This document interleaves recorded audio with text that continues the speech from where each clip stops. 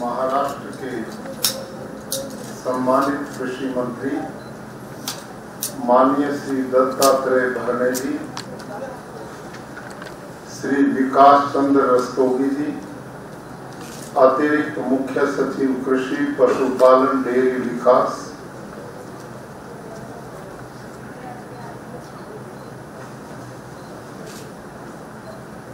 यहाँ पर उपस्थित सभी एग्रीकल्चर यूनिवर्सिटीज के वाइस चांसलर्स और सभी अधिकारी और सभी कृषि विश्वविद्यालयों के साइंटिस्ट, देवी और सज्जनों, आज हम सब के लिए ये प्रसन्नता का विषय है कि आदरणीय कृषि मंत्री महोदय भरणे साहब ने अपने वक्तव्य में इस नैसर्गिक खेती के अभियान को गुजरात में मजबूती से आगे बढ़ाने की दिशा में काम करेंगे, ऐसा निर्णय लिया। इसके लिए मैं मंत्री महोदय का आभार व्यक्त करता हूं, बधाई भी उनको इस मिशन के लिए देता हूं।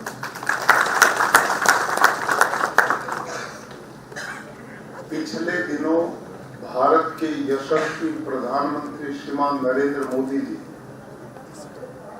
न्यू मुंबई में एयरपोर्ट के उद्घाटन में पधारे थे। उस दिन उन्होंने माननीय मुख्यमंत्री जी को, दोनों हमारे उप मुख्यमंत्री थे, उनको विशेष रूप से उन्होंने आग्रह किया कि महाराष्ट्र में प्राकृतिक खेती मिशन तेजी से आगे बढ़ना चाहिए और माननीय प्रधानमंत्री जी के निर्देश पर राजभवन में 24 अक्टूबर को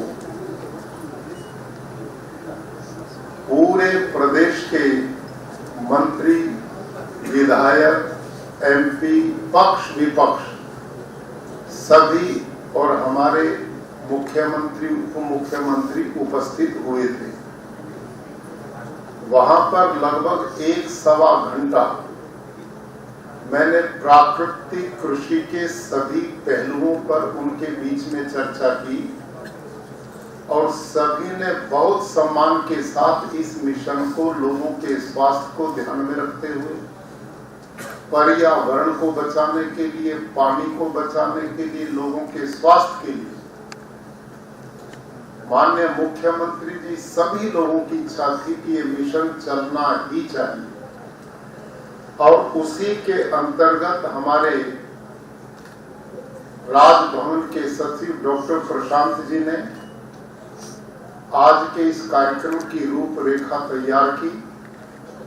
मैं बहुत अच्छी तरह इस बात को समझता हूं कि महाराष्ट्र बड़ा प्रदेश है, काम बहुत होते हैं। माननीय मंत्री जी आज हमारे बीच में पूरा खुला समय निकाल कर आए हैं, तो आज के इस दिन की गरिमा को कृपया आप समझें और मेरा एक नम्र निवेदन रहेगा, आज का ये मिशन मात्र औपचारिकता बनकर नहीं रहना चाहिए। हम एक डिसीजन पर पहुंचेंगे और इस दिशा में काम करेंगे। उसके लिए मेरा नम्रता पूर्वक निवेदन है, मैं भी अपने फोन को अपनी गाड़ी में रख के आया हूं और आपसे भी मैं निवेदन करता हूं कि इसके साथ आज दुखी ना रहो। ये टेंशन है बहुत बड़ी, एक दिन को शांति से रह लेना चाहिए। और आज ये आपका वो विषय है जिसके लिए आपने लंबी तपस्या शिक्षा प्राप्त करने में की और आज आप भावी पीढ़ी और समाज को बचा सकते हैं। ये प्रमाण के साथ चर्चा में आपके बीच में रखूंगा, लेकिन मोबाइल को कृपया कतई अपने से थोड़ा स्विच ऑफ करके रखेंगे तो समझ में आएगा। न्याय शास्त्र में लिखा है, युगपत ज्ञानानुत्पत्तिर मनसो लिंगम, मन एक समय एक ही काम करता है, दो नहीं करता। आप या मोबाइल देख लें या मेरी बात को सुन लें, तो मैं बार बार अनुरोध करता हूं, इससे मैं भी डिस्टर्ब रहूंगा, आप भी रहेंगे, मोबाइल का प्रयोग कृपया न करें। और जैसे आप अध्यापक है ना, बच्चों को पढ़ाते, मैं भी यही काम करता रहा। मेरे को अपनी क्लास में कोने तक पता होता कौन किस रूप में बैठा और क्या कर रहा है। अब आज हमारी क्लास चलेगी, बिल्कुल हाँ ना में प्रश्नोत्तर होंगे, एक तरफा मैं भाषण नहीं दूंगा। अच्छा सफल अध्यापक और योग्य स्टूडेंट्स वही होते हैं जो बीच में प्रश्नोत्तर करते हैं। एक बोलता रहे, दूसरा सुनता रहे, पता ही नहीं हो क्या रहा, परिणाम क्या मिलेगा। जब स्टूडेंट्स बीच में हाँ ना का उत्तर देते हैं तो समझ में आती कि ये कुछ समझ रहे हैं। तो आप सब आदरणीय कितनी दूर से आप आए, कितने वक्त से आपने यात्रा तय करके यहाँ पहुंचे। आप सबका समय बहुत कीमती है। आप अपने सब्जेक्ट के बिल्कुल निष्णात और योग्यतम लोग हैं। और आज देश जिस कृषि के क्षेत्र में चुनौतियों को देख रहा है, आज समय है कि हम उन पर खूब मनन और चिंतन करें। और आपसे मेरा निवेदन है, आपके मन में एक भी शंका नहीं रहनी चाहिए। आज गुजरात से मैं अपने लोगों की टीम लेकर के आया। हमारे बीच में माननीय वी.के. कथीरिया जी, जो आनंद एग्रीकल्चर यूनिवर्सिटी के वाइस चांसलर, वो हमारे बीच में उपस्थित हैं। और माननीय आर.एन. चौहान जी, जो एग्रीकल्चर यूनिवर्सिटी दंतेवाड़ा है गुजरात में, उसके आप वाइस चांसलर हैं। और माननीय संकेत जोशी जी, डायरेक्टर आत्मा, जो हमारे प्राकृतिक कृषि विभाग को पूर्ण रूप से देखते हैं और कैसे कैसे गांव स्तर पर उन्होंने प्राकृतिक खेती मिशन को किस योजना के अंतर्गत पहुंचाया। और उन्हीं के साथ श्री सी.एम. पटेल जी, जो सीईओ हमारा बोर्ड है प्राकृतिक कृषि बोर्ड, उसके काम को वो देखते हैं। और ये इतने नहीं, इनके साथ इनकी एग्रीकल्चर यूनिवर्सिटी में जो फार्म है एग्रीकल्चर का, उसमें प्रैक्टिकल जो काम करते हैं साइंटिस्ट, वो भी इनके साथ हैं। उनके नाम नहीं, वो उपस्थित हैं। ये जो धारणा कि हम यदि रासायनिक खेती नहीं करेंगे तो उत्पादन घट जाएगा और देश भूखा मरेगा, आपको इस चिंता से हम मुक्त करने के लिए आए। भूखा मरेगा जिस रास्ते पर चल रहे हैं, इससे अब इसको नहीं बदला। प्राकृतिक खेती की हमारी 4 एग्रीकल्चर यूनिवर्सिटी, ये वो हैं जो आप सबकी यूनिवर्सिटी की तरह ये केमिकल फर्टिलाइजर का प्रयोग करते हैं। ये वही एग्रीकल्चर यूनिवर्सिटी के वाइस चांसलर हैं। अभी माननीय प्रधानमंत्री जी के विशेष उन्होंने उसमें रुचि ली। गुजरात में पहली और विश्व की पहली प्राकृतिक यूनिवर्सिटी बन चुकी है। आज वो वाइस चांसलर हम नहीं लेके आए। आपको ये लगता ये तो अपनी ही बात करेंगे, मैं तो उन वाइस चांसलर को निवेदन करके लाया हूं जो आपके ही पद्धति से पढ़े हैं और वैसा ही यूनिवर्सिटी को आगे बढ़ा रहे हैं। लेकिन मैं अपने वाइस चांसलर्स का बहुत आभारी हूं, चारों एग्रीकल्चर यूनिवर्सिटी का। उन्होंने पूर्वाग्रह से रहित होकर ईमानदारी से पिछले 3 साल लगातार अपने फार्म पर रिसर्च किया और इन्होंने अब वो रिपोर्ट चारों एग्रीकल्चर यूनिवर्सिटी जो आपकी केमिकल फर्टिलाइजर का यूज करते हैं, उन्होंने भी ये सिद्ध किया। और मेरे इस कार्यक्रम के बाद उन्हीं के आपके यहाँ पर लेक्चर होंगे और आपसे मैं निवेदन करता हूं, खुल के लेक्चर के बाद आप प्रश्नोत्तर कर सकते हैं। उनके साथ हमारे वो साइंटिस्ट भी हैं जिन्होंने बिल्कुल फील्ड में काम किया। पटेल साहब दिख रहे, उनकी टीम आई थी। इन लोगों ने ये प्रमाणित कर दिया है कि प्राकृतिक खेती में उत्पादन कम नहीं होगा, लेकिन वो आयाम 5 है वो पूरे करने। बीज का सिलेक्शन, बीजामृत से उसको संस्कारित करना, घन जीवामृत का कितना प्रयोग करना, हर पानी के साथ जीवामृत देना, उसका स्प्रे भी करना, धरती का आच्छादन करना जिससे धरती की फर्टिलिटी बढ़ेगी और उसका ऑर्गेनिक कार्बन नहीं उड़ेगा, और एक ही समय पर अनेक फसलों को खेत में बोना। कुल ये 5 चीज है। और इन 5 चीजों में आज भारत का किसान इतना परेशान है, वो बेचारा आप प्रदेश में देखते हैं, यहाँ की घटनाएं हम सुनते हैं, कितनी आत्महत्याएं करता है। कल मैं और अपने डॉक्टर प्रशांत जी जो मेरे सेक्रेटरी महोदय हैं राजभवन में चर्चा करते ही आ रहे थे कि किसान आत्महत्या क्यों करता है। मैंने जो अनुभव किया इसे आप ध्यान करेंगे, हम उनके साथ सीधे जुड़े हुए।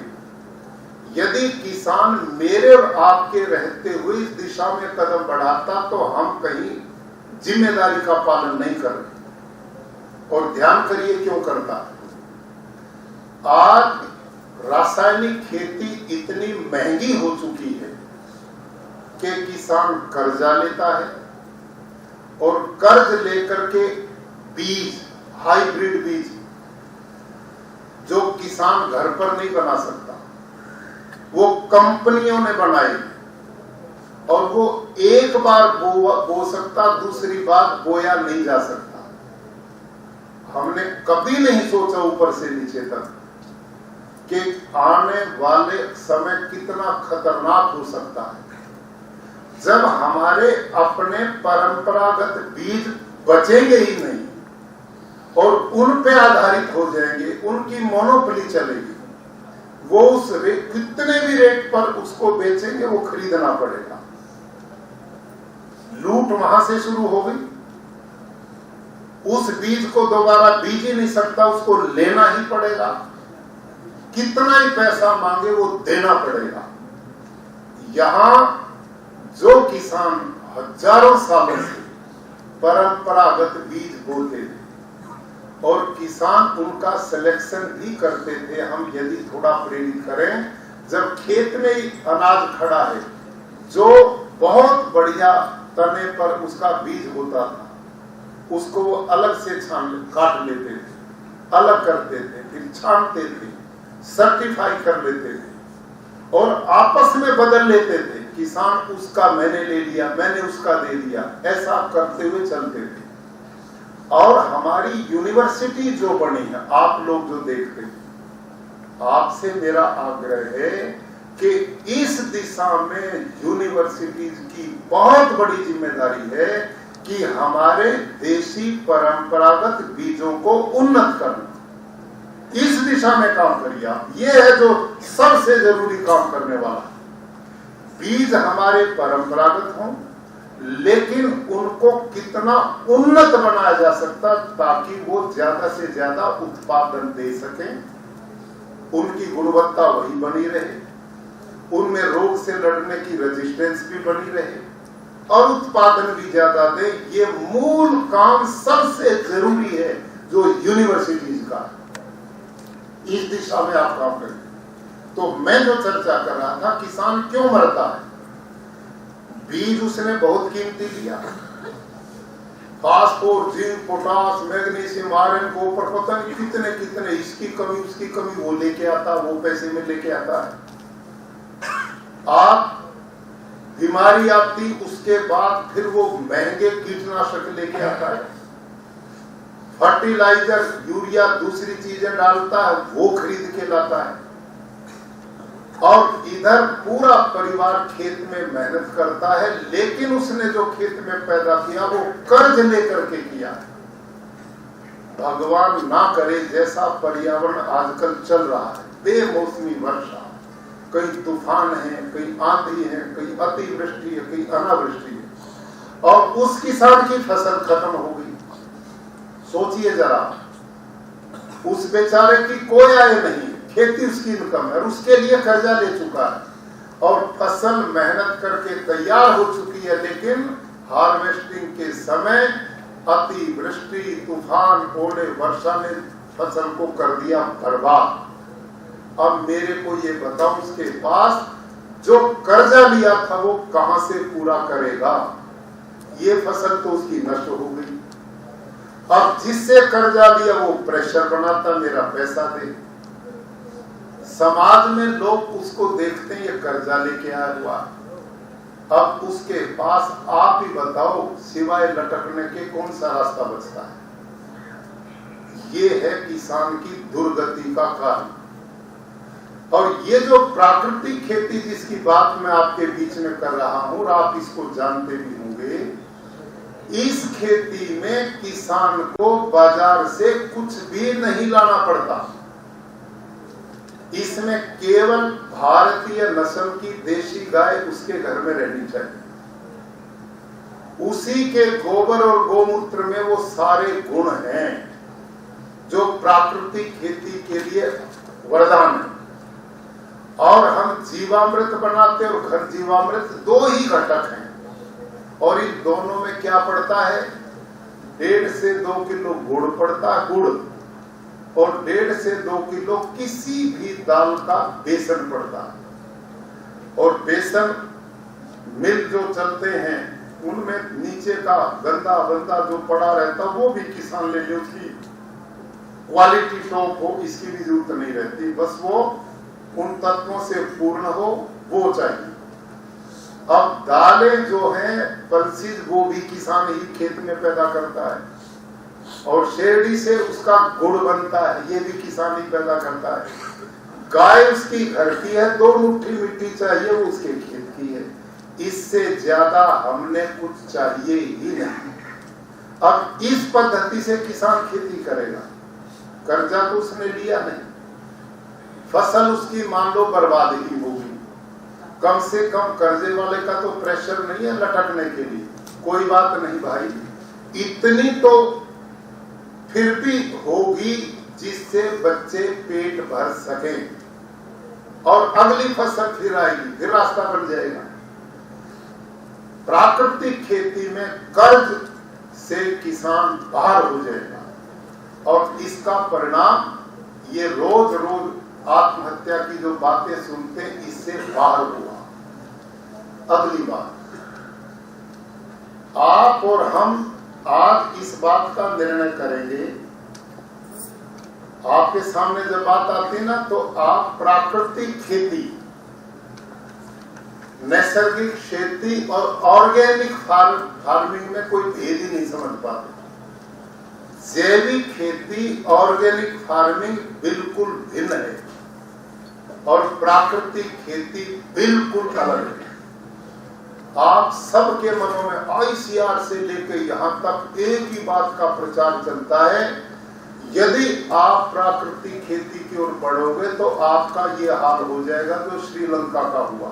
ये उदाहरण देते हैं, आप देते हैं ना आप लोग, बोलो जी कमजोर विद्यार्थियों,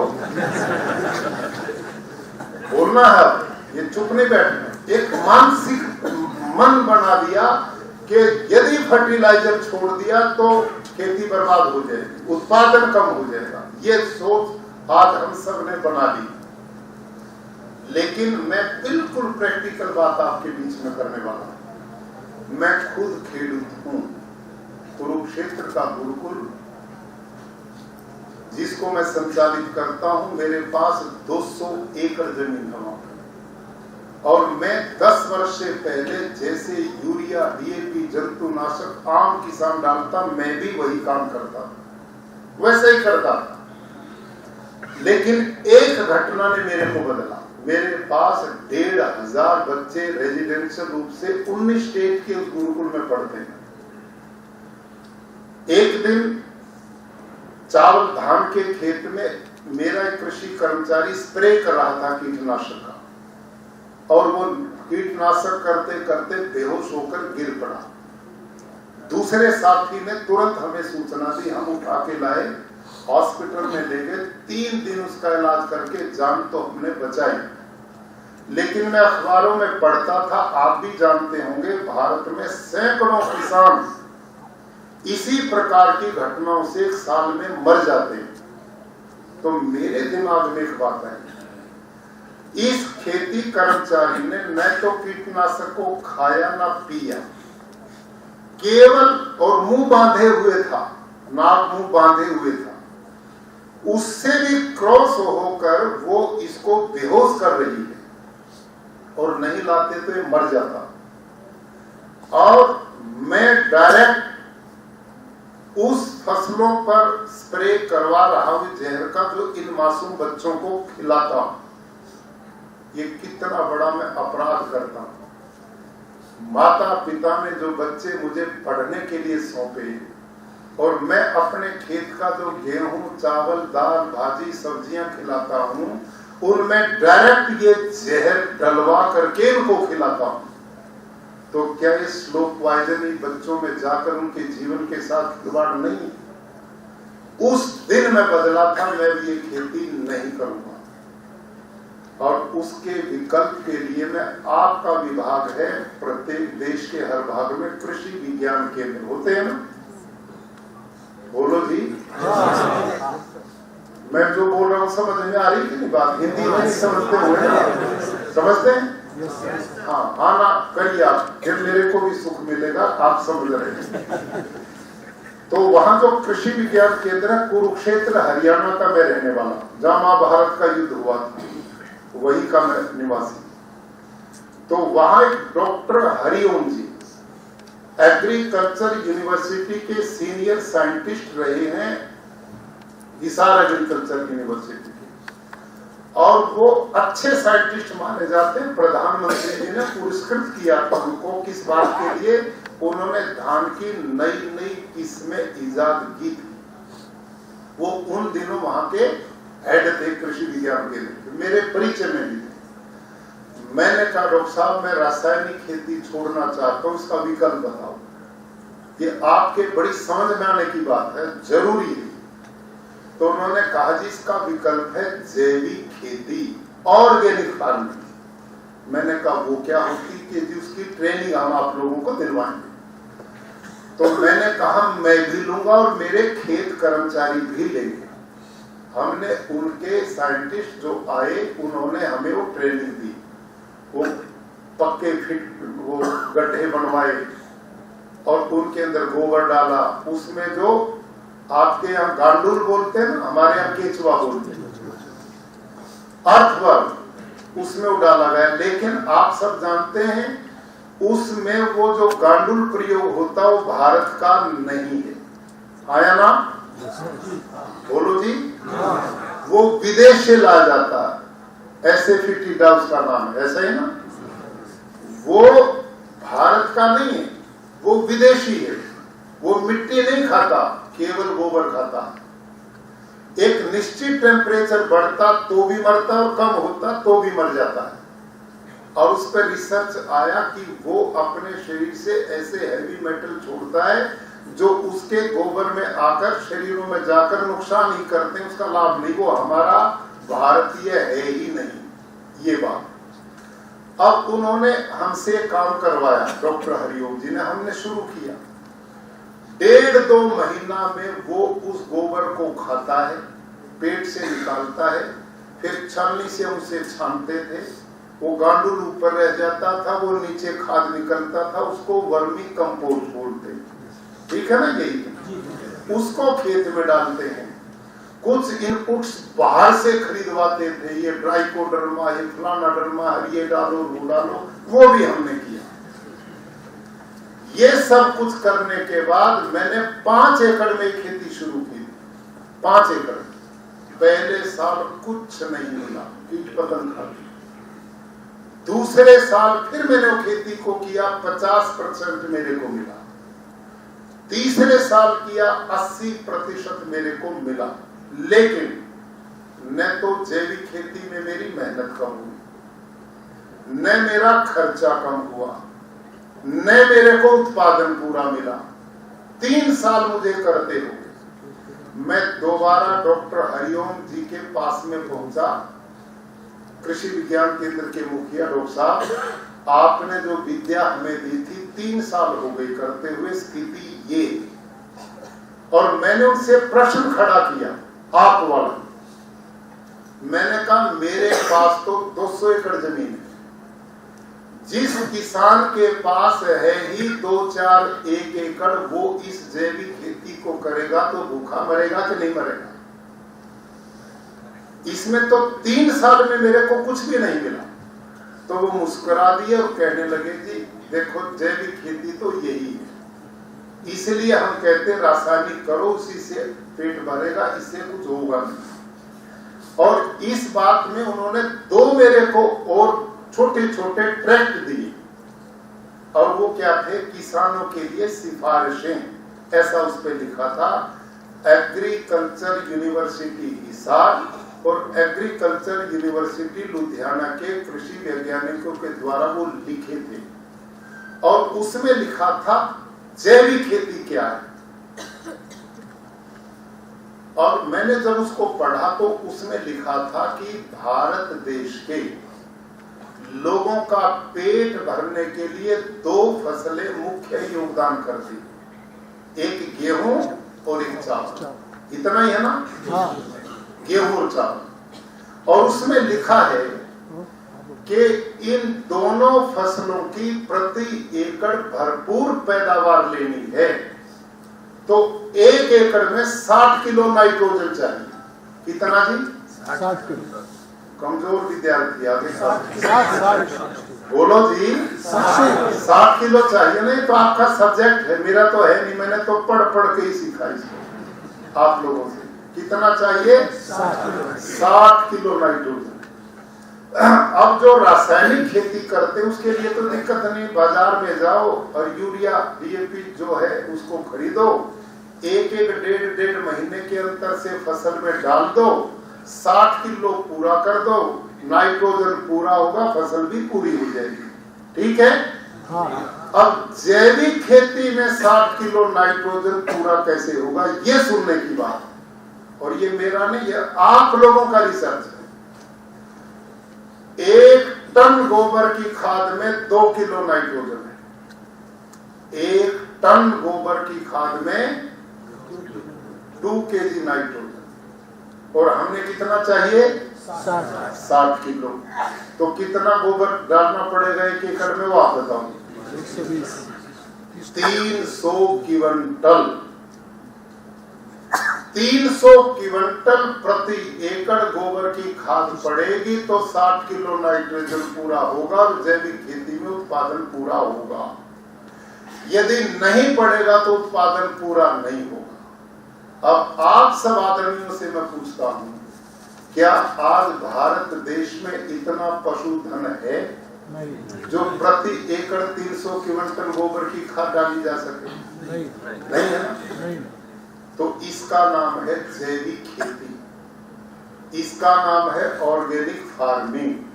अगली बात, उसी बुक में क्या लिखा था कि यदि कोई किसान 300 क्विंटल प्रति एकड़ गोबर की खाद नहीं डाल सकता तो वो 150 किलो वर्मी कंपोस्ट डाल देगा तो भी 60 किलो नाइट्रोजन पूरा हो जाएगा। 150 क्विंटल।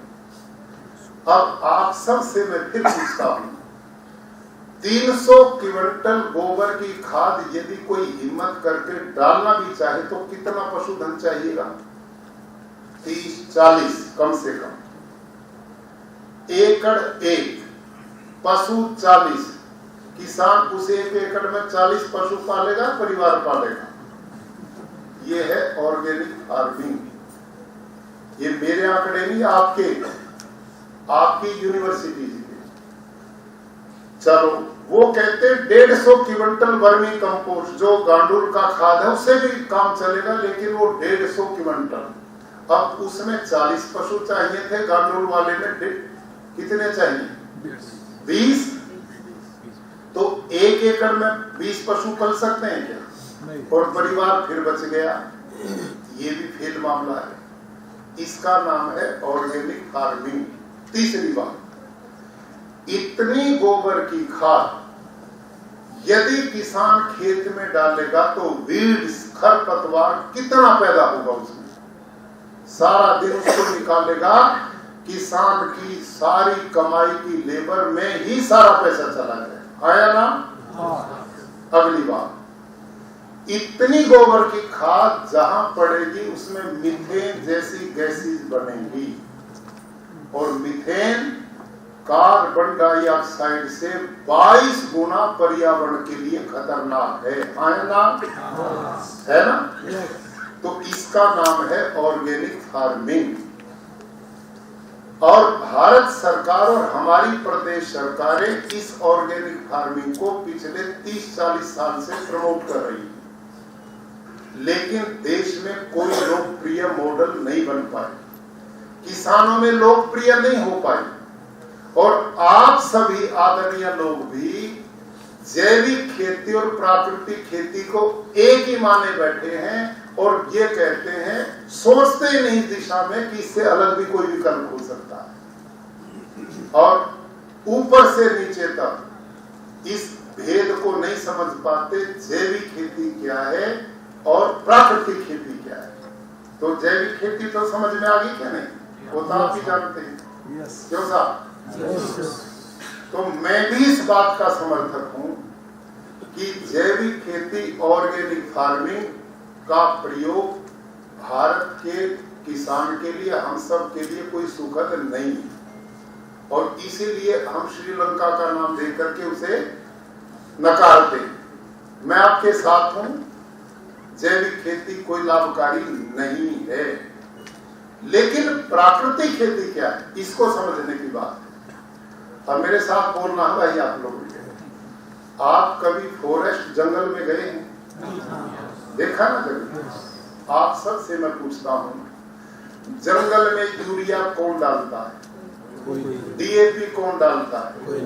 गोबर की खाद कौन डालता है? जंतुनाशक कौन डालता है?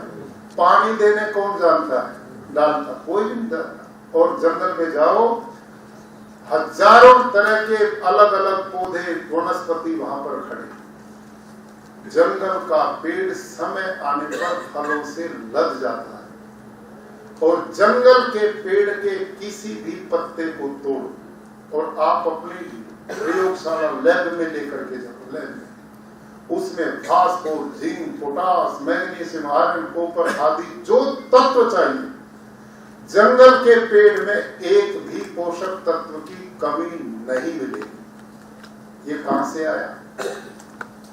ये प्रकृति ने, हमने छेड़छाड़ नहीं की, वहां पर नेचर, ईश्वरीय व्यवस्था स्वाभाविक रूप से इस काम को करती है। जो नियम जंगल में काम करे वही नियम मेरे खेत में काम करे।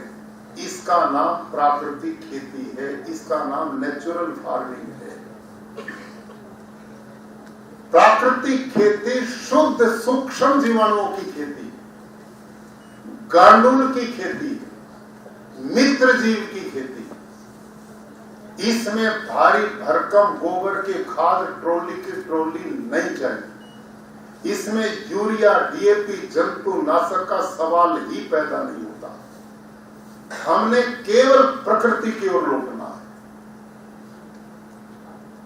यह है जैविक प्राकृतिक खेती। अब रासायनिक खेती के दुष्परिणाम, और ये क्या है आपने बोलना है, कतई घबराना नहीं। ये मत सोचना गवर्नर बोल रहा, मैं किसान बोल रहा हूं आपके लिए। कतई हिचकना नहीं है, लेकिन गलती है तो स्वीकार करना है, मैं गलत हूं तो बोलना है। लेकिन आपके मन के पूरे ये जो जड़ें जमाए बैठे हैं ना, ये जो रासायनिक खेती है ये भारत की नहीं है।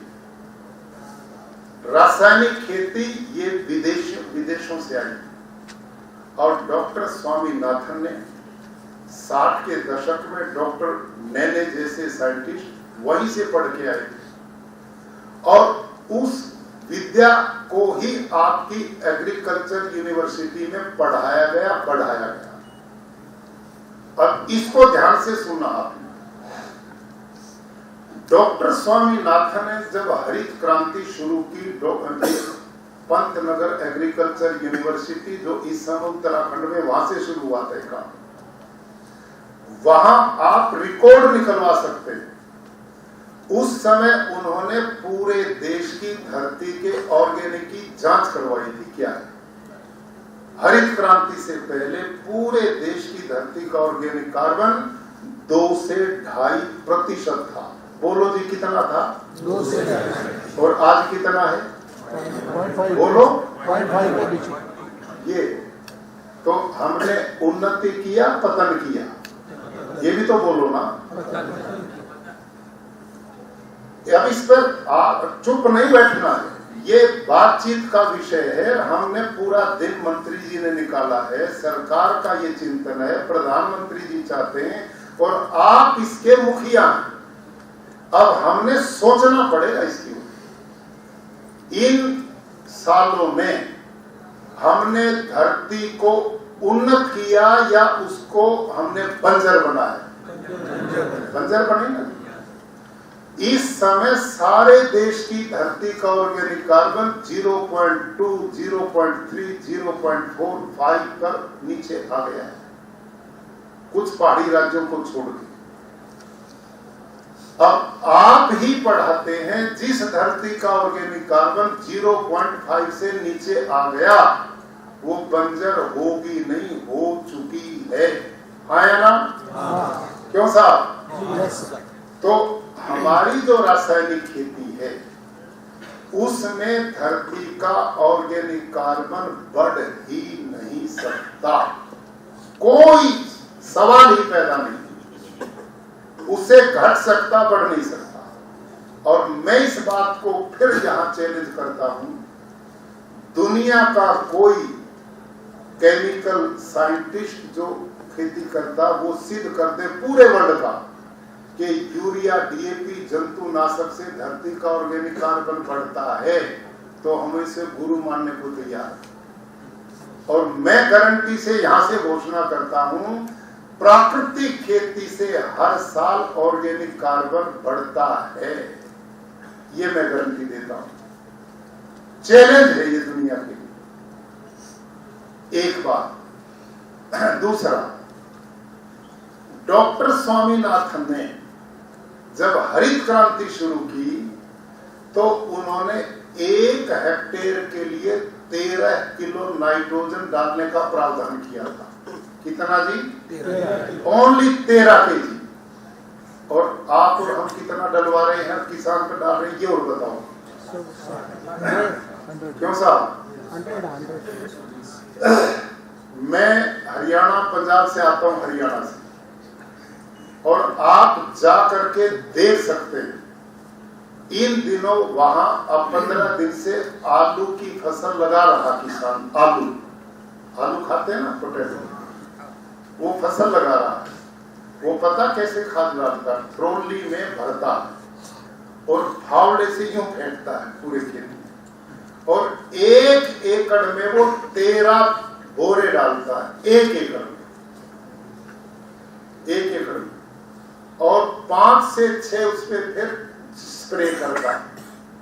तो मैं किसान को देखा पिछले दिनों, मैंने पूछा, भाई तू इतना ये यूरिया, डीएपी डाल रहा है, इससे खाने वालों का क्या बनेगा? वो पता मजाक में मेरे से क्या कहता कि जी मैं गारंटी दे सकता हूं कि मेरे आलू को खाकर कैंसर ना हो तो जुर्माना कर सकता है। ये हाल हो गया। और डॉक्टर स्वामीनाथन के लिटरेचर को आप पढ़िए, उसका उनकी गलती नहीं थी, और वो अभियान उस समय की जरूरत थी, उसका विरोध नहीं है, वो देश की जरूरत थी उस समय। लेकिन हमने, माफ करना मेरे को, हमने कभी इस दिशा में गंभीरता से किसी ने नहीं सोचा, ऊपर से नीचे तक किसी ने भी नहीं सोचा। उन्होंने लिखा था कि ये केमिकल फर्टिलाइजर वाली खेती अकेली करोगे तो विनाश का कारण बनेगी। इसके साथ परंपरागत भारत की कृषि को चलाए रखना है। गोबर खाद, उसमें जो हमारे इनपुट्स ये घरेलू पड़ते थे, ये बराबर चलाए रखने, उनके बिना ये नहीं चल सकेगी। लेकिन हमने लोगों को उसके ऊपर छोड़ दिया, हम चिंता मुक्त हो गए और धीरे धीरे जो उस समय किसान गोबर की खाद को बहुत महत्व देता था, आज किसान ने पशु रखना ही बंद कर दिया। आज बिल्कुल खेत में वो डालता नहीं है। उसको पता है 3000 का बोरा 300 रुपए में सब्सिडी पे मिलता है, उसके लिए भी लेबर को कहता है, वो डालते रहते हैं, ये काम चलता है। अगली बात, आप सबसे मैं पूछता हूं, आप हैं साइंटिस्ट, मैं साइंटिस्ट नहीं, लेकिन मैं ये डॉक्टर चौहान और हमारे कथीरिया साहब, ऐसे इन लोगों के सानिध्य में मैं बैठता हूं, पूछता रहता हूं, आप लोगों से पूछता हूं, ये जो यूरिया डीएपी है जो खेत में डालते हैं, इसके बारे में भी आप ही साइंटिस्ट बताते हैं कि ये अपने आप सीधा पौधे का भोजन नहीं बनता। धरती में ऐसे बैक्टीरियाज हैं जो इसको पौधे के भोजन के रूप में बदलते हैं। हाँ या ना? ऐसा ही है ना? आप तो साइंटिस्ट हैं, ये समझने का विषय साहब। जब वो बैक्टीरिया वो भी खत्म हो जाएंगे तो यूरिया डीएपी डल जाएगा, तो पौधे का भोजन जब बनाने वाले ही खत्म हो जाएंगे तो फिर क्या होगा? है इसका उत्तर किसी पे? यूएनओ की न्यू रिपोर्ट्स है नहीं, उनका कहना कि जिस तरह से खेती कर रहे हैं ना आप लोग, ये यूरिया डीएपी यूं ही चलता रहा तो अगले 40-50 वर्षों में दुनिया की सारी धरती ऐसे हो जाएगी जैसे घर का फर्श होता है। कितना बड़ा विनाश आजकल मैं और आप खेती में हो रहा है, देख रहे हैं। प्राकृतिक खेती केवल सूक्ष्म जीवाणुओं की खेती है, बैक्टीरिया की खेती है, कांडुल की खेती है, अर्थवर्म और मित्र जीव की खेती है। ये जितना बढ़ेंगे जितना बढ़ेंगे जितना बढ़ेंगे उतना ही धरती की ऑर्गेनिक कार्बन अपने आप बढ़ता जाएगा। और हमने केमिकल खेती करके अपने मित्रों को मारने का अभियान चला रखा है। जब ये बचेंगे ही नहीं तो आपका यूरिया डीएपी क्या करेगा? बताइए आप, कोई बताइए उठकर, एक आदमी, एक भी व्यक्ति बताओ मेरे। जबकि हमारे एग्रीकल्चर साइंटिस्ट, माइक्रोबायोलॉजी के साइंटिस्ट हैं, इस समय 10-12 एग्रीकल्चर साइंटिस्ट आपके बंधु मेरे साथ काम करते हैं। वो यूनिवर्सिटीज में कोई वाइस चांसलर, कोई साइंटिस्ट है, वो सब आपके भाई हैं। उन्हीं से मैं पूछता हूं। डॉक्टर बलजीत सारन है, माइक्रोबायोलॉजी के साइंटिस्ट, इस समय हमारे ये वाइस चांसलर जानते हैं, वो यूनिवर्सिटी हिसार में। उन्होंने रिसर्च के बाद बताया है कि ये जो धरती है ना, ये पूर्ण है, ये ईश्वर की रचना है, मेरी आपकी नहीं। भगवान पूर्ण, उसकी रचना भी पूर्ण। इस धरती में phosphor, zinc, potash, magnesium, iron आदि जो पोषक पदार्थ पौधे को चाहिए वो हैं, लेकिन वो तत्व जड़वत है, गांठ बना के पड़े, वो अपने आप पौधे का भोजन नहीं बनते। उनसे पौधे का भोजन बनाने का काम करते हैं बैक्टीरिया, सूक्ष्म जीवाणु। आया ना? बोलो जी। आप जुड़ नहीं रहे मेरे साथ अच्छी तरह। आपकी आवाज में दम, मैं अकेला आपसे ज्यादा बोल रहा हूं। ये मानते हैं ना आप साइंटिस्ट? ये तो आपकी भाषा में बोल रहा हूं। धरती में पौधे का भोजन बनाने वाले सभी पोषक तत्व हैं, लेकिन वो जड़वत है। अपने आप पौधे का भोजन नहीं बनते, उनसे पौधे का भोजन बनाने का काम करते हैं बैक्टीरिया, और वो अलग अलग सैकड़ों हजारों प्रकार के। यदि वो ज्यादा होंगे तो भोजन ज्यादा बढ़िया बनाएंगे, नहीं होंगे तो नहीं बनाएंगे। हाँ या ना? यही है ना तरीका। अब बड़ा मोटा उदाहरण, आप तो बहुत प्रबुद्ध लोग, हमारे किचन में, सबके घर में है ना किचन, बोलो मेरे पीछे, यही चल रहा यूं चल रहा किचन है ना। अच्छा, किचन में दाल है, सब्जी भाजी है, नमक है, तेल है, गैस है, आग है, चीनी है, नमक, सब कुछ है भोजन बनाने का सामान। किचन में भोजन बनाने का सारी सामग्री है, लेकिन भोजन बनाने वाला कुक ना हो तो भोजन बन के अपने आप बाहर आ जाएगा? क्यों साहब? यही बोलते हैं पीछे वाले तो बहुत ही कमजोर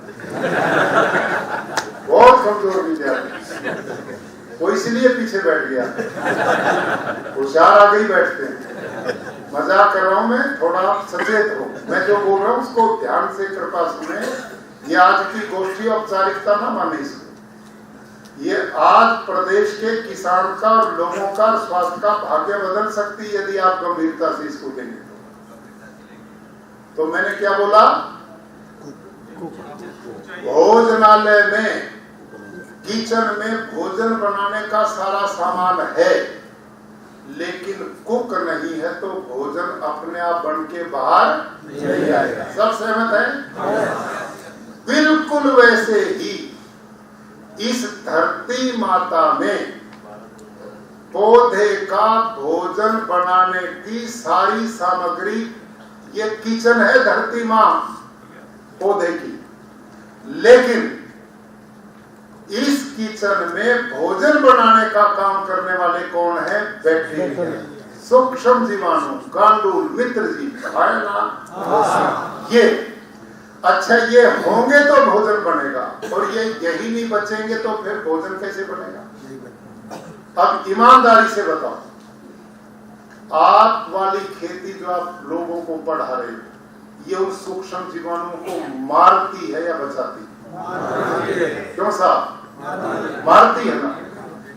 तो जब हम अपने दोस्तों को ही दुश्मन माने बैठे, अपने भोजन देने वाले को ही मार रहे हैं, तो हमारा भला कौन करेगा? कौन करेगा हमारा भला? और कतई दिमाग में नहीं सोचते हैं। आज देख रहे आने वाली पीढ़ियां जो आप और हम बच्चे पैदा कर रहे हैं और पोतों की इच्छाएं कर रहे हैं, उनको क्या दे के जाएंगे? बंजर धरती, धरती का पानी पीने लायक नहीं, हवा बर्बाद, कैंसर, डायबिटीज, हार्ट अटैक और घुटने बदलवाने की सिवाय कोई काम रहेगा उनके पास? ये काम हम कर रहे हैं। ये बुरा ना मानना, मैं बहुत मजबूती से कह रहा हूं, या मेरा प्रतिकार करो आप, या कहो कि आप गलत कह रहे हैं, हम ठीक है। इस पर सोचिए आप ध्यान से। अगली बात, जब किसान यूरिया को यूं खेत में छिड़कता, ऐसे ही छिड़कता है ना फसलों में, और यूरिया में मेन कंटेंट नाइट्रोजन है ना? जब यूरिया का नाइट्रोजन आकाश के ऑक्सीजन के संपर्क में आता तो कौन सी गैस बनती है? बोलो जी। ये कतई नहीं बताते, आप और हम तो पढ़े नहीं इसको, और ये बताते नहीं। बोलो जी, क्या बनता है? नाइट्रस ऑक्साइड बनता है कि नहीं? नाइट्रस ऑक्साइड कार्बन डाइऑक्साइड से 312 गुना खतरनाक है पर्यावरण के। बोलो है ना? 312 गुना। जो गोबर की खाद डालते हैं ना किसान, उसमें तो मीथेन बनता है, वो तो 22 गुना खतरनाक है, लेकिन आप जो डलवा रहे वो 312 गुना खतरनाक है पर्यावरण के।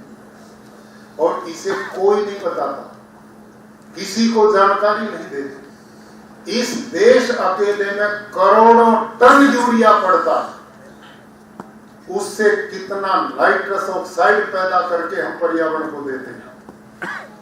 धरती के मित्र जीव मार दिए, कितने पशु पक्षियों की प्रजातियां नष्ट कर दी, धरती को बंजर बना दिया, भूमिगत जल दूषित कर दिया, हवा लेने लायक छोड़ी नहीं। जो अन्न साग भाजी फल लोगों को खिला रहे हैं उनमें स्लो पॉइजन हर के अंदर जा रहा है और हम बैठे देख रहे हैं। इससे बड़ा मैं और आप अपराध क्या कर सकते हैं आने वाली पीढ़ियों लोगों के लिए? क्यों नहीं सोचते इस बात, क्यों नहीं विचार करते? ये जो पानी की बोतलें लिए घूमते हैं, आज से 30-40 साल पहले कोई लिए घूमता था? बोलो जी। कहीं पर पी लेते थे, कहीं पर हैंडपंप चलाते थे, कुछ नहीं था, सब ठीक ठाक था। लेकिन हम जुटे पड़े, जब तक सबको अस्पताल को में नहीं पहुंचाएंगे चैन नहीं।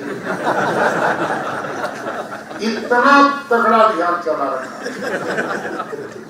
अभी 4-5 दिन पहले कैंसर डे था, मैं गुजरात में था, अखबार हाथ में लगा, उसमें क्या आया गुजरात की बता रहा हूँ, आप तो सब ठीक ठाक होंगे, यहाँ तो बहुत भले लोग रहते हैं। ये गुजरात की बात मैं बता रहा हूँ, वहां की सरकार के हेल्थ डिपार्टमेंट के आंकड़े थे, स्वास्थ्य विभाग, उसमें लिखा था 2020 में पूरे गुजरात में 70,000 कैंसर पेशेंट थे और इस समय गुजरात में 2,80,000 पेशेंट हो गए। कितनी बढ़िया प्रोग्रेस की। और अगली बात क्या लिखी थी? पर डे 790 नए पेशेंट कैंसर के आ रहे हैं। 790 पेशेंट प्रतिदिन नए आ रहे हैं। मैं कुरुक्षेत्र में, मेरे बहुत अच्छे मित्र परिवार है पुराना, हमारा भी फैमिली डॉक्टर थे, संपर्क आज भी। मैं आज बहुत पता क्या बोलता हूं, अब फैमिली डॉक्टर मत ढूंढो, अब फैमिली प्राकृतिक किसान ढूंढो, शेतकरी ढूंढो। यदि प्राकृतिक शेतकरी होगा ना तो फिर ये डॉक्टरों से मुक्ति मिलेगी। तो डॉक्टर साहब मेरे को मिले, उनका डॉक्टर अजय बोलना बड़े प्रतिष्ठित है। मैंने पूछ लिया डॉक्टर साहब कैंसर की क्या स्थिति हाल का? तो उन्होंने पता क्या बोला कि पिछले 2 साल तक मेरे पास 1 महीने में 1 नया पेशेंट कैंसर का आता है और आज की स्थिति है प्रतिदिन 1 नया पेशेंट आता, प्रतिदिन नया एक आता। ये हालत हो चुकी है। छोटे छोटे बच्चे कैंसर से जूझ रहे हैं, हार्ट अटैक 8, 10, 15, 20 साल तक के बच्चों में आ गया। आया ना? पढ़ते हो ना रोजाना। अभी हमारे गुजरात में सूरत में 8वीं क्लास की बेटी क्लासरूम में बेंच पर बैठे पढ़ रही है, बैठे बैठे गिर गई और मर गई। हॉस्पिटल में ले गए, पोस्टमार्टम हार्ट अटैक। एक बच्ची सीढ़ियों में चढ़ रही, गिर गई, मर गई, पोस्टमार्टम किया, हार्ट अटैक। बच्चा ग्राउंड में खेल रहा, गिर गया, पड़ गया, मर गया, हार्ट अटैक। है कि नहीं घटना? और अब तो एक और नई आई हार्ट अटैक की। पहले 60 साल के बाद ये खतरा आता था और उसमें भी 3 चेतावनी आती थी। पहला अटैक कोई खतरा नहीं, समझो। दूसरा अटैक भाई चिंता करो, डॉक्टर पे जाओ। तीसरे में नंबर पड़ता है ना ऐसे। अब जो 60 साल से ऊपर आ रहा है ना, वो तो हॉस्पिटल तक चले जाते हैं, लेकिन जो 30, 20, 40 साल के युवा को ना, वो हॉस्पिटल नहीं जा रहे, वो तो होता सीधी विदाई। इतना खतरनाक अटैक है। अच्छा एक और बात बताओ ईमानदारी से, आपकी उम्र तो इतनी नहीं है लेकिन बड़ों से भी पूछना, कुछ मेरे जैसे भी हैं। आज से 40 साल पहले कोई कैंसर को जानता था इस देश में? हार्ट अटैक को जानता था? डायबिटीज को जानता था? अच्छा किसी के दादा ने घुटने बदलवाए थे? फिर ये सबको आपने अस्पताल में क्यों नहीं सोचते आप? अगली बात, शास्त्र में लिखा है, क्या लिखा है? कारणाभावात् कार्य भाव न तो कारणाभावात् कार्य भाव। दुनिया में बिना कारण के कार्य नहीं होता। ये जो माइक बोल रहा है ना, इसमें कारण है, बिजली है तो ये बोलेगा, नहीं होगी तो नहीं बोलेगा। ये लाइट जल रही ना, बिजली है तो जलेगी, नहीं तो नहीं जलेगी। कोई आदमी यूं कहे कि जी बादल एक नहीं था, वर्षा बहुत हुई, चलेगी बात? धुआं बहुत था, अग्नि बिल्कुल नहीं थी, नहीं चलेगी। क्यों? अग्नि है तो धुआं होगा, बादल है तो वर्षा होगी। बिना कारण के कार्य नहीं। जब 40 साल पहले heart attack, diabetes, pancreas fail, kidney fail, कोई नहीं जानता था, कैंसर को नहीं जानता था, तो ये अभी एकदम कैसे आफत आ गई दुनिया के ऊपर? कारण तो होगा इसका कोई, और कारण क्या है? ये जो खेतों में कुछ भी, आप लोग एक आदमी खड़ा होकर साइंटिस्ट ये बता दे कि आज जो खेती में आप और हम पैदा कर रहे हैं, एक भी फसल, एक भी खाने की चीज जो जहर से युक्त ना हो, वो मेरे को बता। ये कहा जाता है ये स्लो पॉइजन अंदर ही तो जाएगा। और इसका परिणाम अभी 1 महीना पहले दैनिक भास्कर एक अखबार, उसके फ्रंट पेज पे उन्होंने एक रिसर्च छापी, और वो क्या थी? उन्होंने 105 माताएं ली, 105 माँ जिन्होंने अभी बच्चों को जन्म दिया था, और वो अपना स्तनपान बच्चों किसान भाई और बहनों, उसको रोक भाई, क्या हो गया? उसने 105 माओ के दूध के सैंपल लिए और वो लैब में भेजे, और रिपोर्ट आई 105 में से 105 ही माताओं के दूध में जहर पाया, यूरिया पाया, डिटर्जेंट पाए, भयंकर विष पाए। अब आप सोचो थोड़ा सा, एक बच्चे के लिए मां का दूध सबसे पवित्र निरापद माना गया पैदा होती, और वो मां भी चाहती मैं अपने बच्चे को वही अमृत पिलाऊं, लेकिन वो पिलाए कहां से? हम उसको जो दे रहे हैं वही तो उसका दूध बनेगा। और फिर क्या किया उन्होंने? जो गाय भैंस का दूध वो मां पीती थी ना, दूध भी चेक किया, उसमें भी यही जहर पाए जो मां के में पाए, और जो आप अन्न खिला रहे हैं ना वो भी यही है। और इसकी रिपोर्ट आपके पास, जो मेरे साथी हैं शायद संकेत भाई के पास है, वो तेलंगाना एग्रीकल्चर यूनिवर्सिटी और एक पश्चिमी बंगाल। अभी 1 बरस पहले आईसीआर के 10 एग्रीकल्चर साइंटिस्ट, उन्होंने एक रिसर्च किया, किस पे? 2 अनाजों पे, जो भारत में सबसे ज्यादा खाए जाते हैं, गेहूं और चावल, उन पे रिसर्च किया उन्होंने। 5 साइंटिस्ट थे, एग्रीकल्चर यूनिवर्सिटी एक तेलंगाना में और एक पश्चिमी बंगाल में। उन्होंने रिपोर्ट दी, वो मेरे पास है, आपको मैं भिजवा दूंगा, हो सकता हमारे इन साइंटिस्ट जो साथ है इनके पास भी आप निकाल सकते हैं। उन्होंने रिसर्च किया कि इस समय भारत के खेतों में जो गेहूं चावल पैदा हो रहा है उसमें 45% पोषक तत्व बचे ही नहीं। 45% पोषक तत्व ही नहीं बचे हैं। किस कारण? हाइब्रिड बीज, यूरिया, डीएपी, जहर का प्रचलन, और धरती में ऑर्गेनिक कार्बन का अभाव। जब धरती पे देने के लिए कुछ नहीं तो पौधों में कैसे देगी? भाई आप मेरे से वही चीज तो लोगों ना जो मेरे पास है, जब है ही नहीं तो मैं दूंगा कहां से? धरती मां के पास बचा ही कुछ नहीं, खोखली बना दी हमने। और आगे वो क्या लिखते हैं उसमें?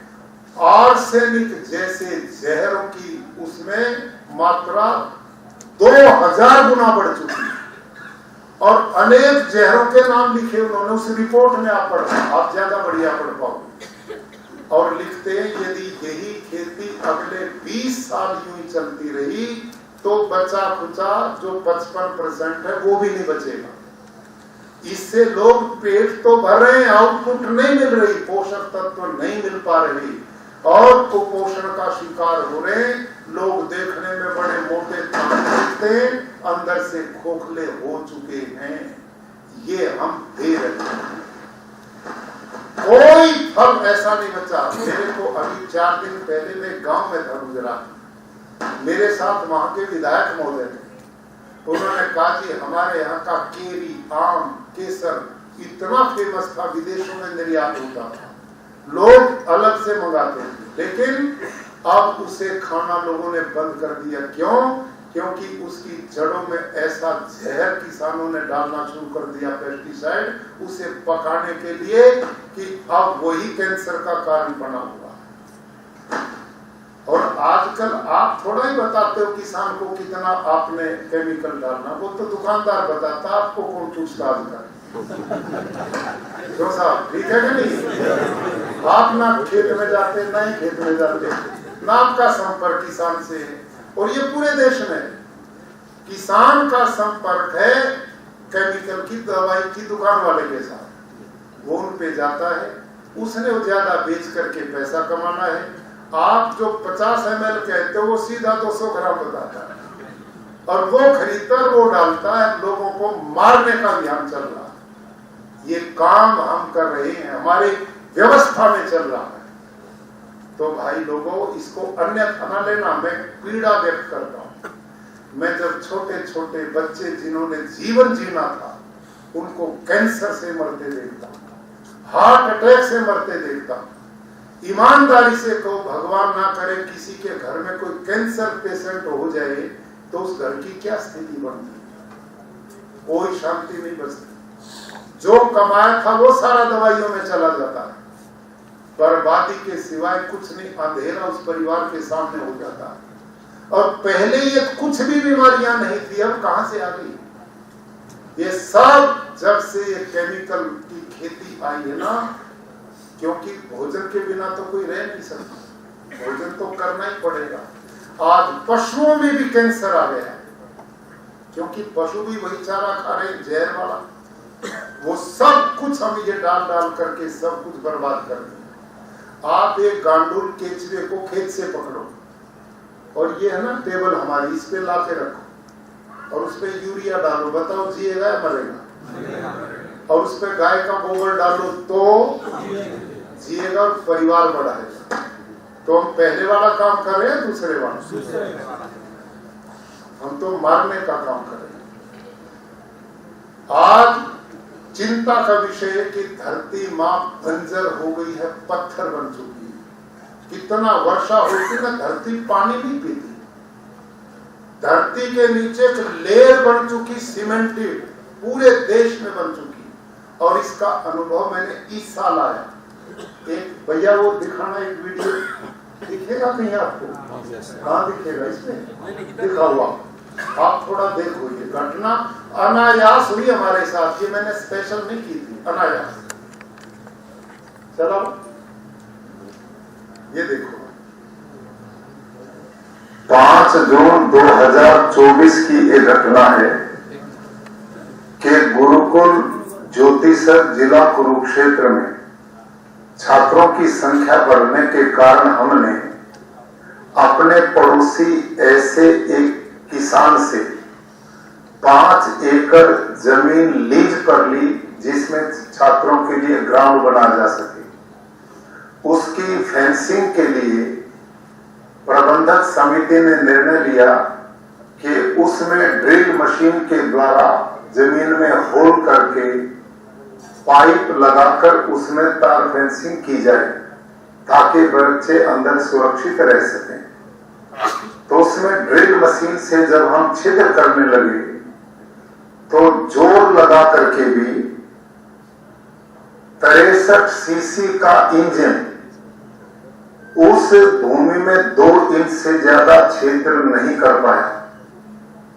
और दूसरी जगह जब होल किया वहां पर भी मशीन फेल हो गई।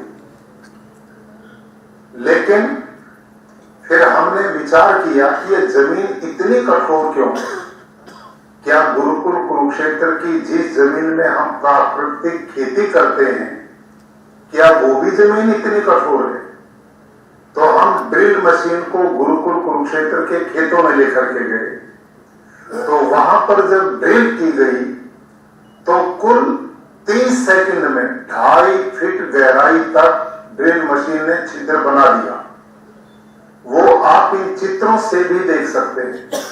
मेरे प्यारे किसान भाई और बहनों, ये सब कुछ अंतर किस बात का है कि हमने देखा कि जिस किसान से हमने ग्राउंड के लिए जमीन लीज पर ली है, उसमें किसान पिछले 40-45 वर्षों से केवल रासायनिक खेती करता है, जिसका परिणाम यूरिया, डीएपी, जंतुनाशक, पेस्टिसाइड, इंसेक्टिसाइड ने सभी केचुए, अर्थवर्म मार दिए, सूक्ष्म जीवाणु खत्म कर दिए, धरती पत्थर बन गई, बंजर बन गई।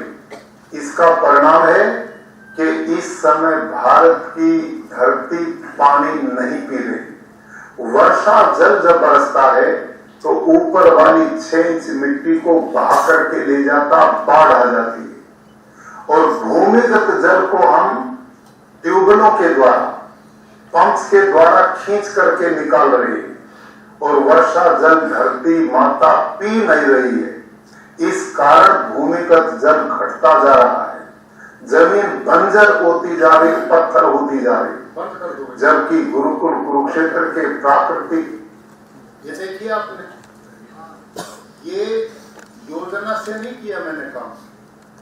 हमारा एक नया गुरुकुल बना था, ग्राउंड कम था, पड़ोसी किसान से हमने भाड़े पर जमीन 10 साल के लिए लीज पे ली से, और उसकी तार फेंसिंग के हमने तैयारी की, भाई पाइप लगा के तार बांध दो ताकि बच्चे सुरक्षित रहें। लेकिन जब वो करने लगे ना, उसमें ड्रिल, उसमें आप वाली कृपा हुई पाई, और वो पत्थर मिली, देख लिया ना, 2 आदमी जुटे उस पर, इंजन 2 इंच से ज्यादा छेदने और मिट्टी धूल बनी उड़ रही, और दूसरी मेरे खेत में आई।